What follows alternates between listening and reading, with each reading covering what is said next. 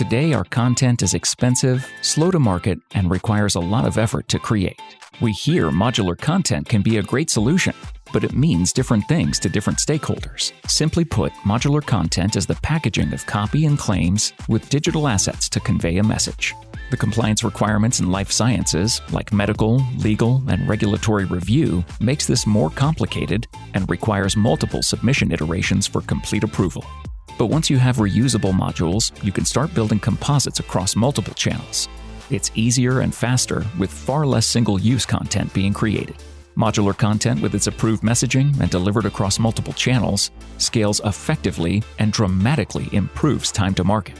But how do we get the value of modular content in today's siloed and manual ecosystem? Your authoring and approval systems are disconnected. You copy and paste repeatedly and manually move assets and metadata between systems. You have a hard time getting references and documents for medical review. You have lots of errors that result in rework.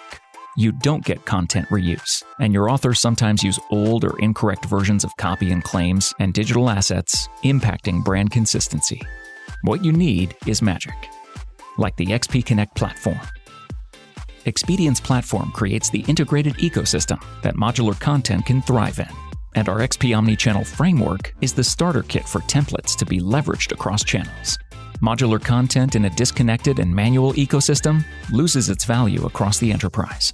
The XPConnect platform allows your authors to access assets across multiple dams and author reusable fragments across channels, creating reusable content faster.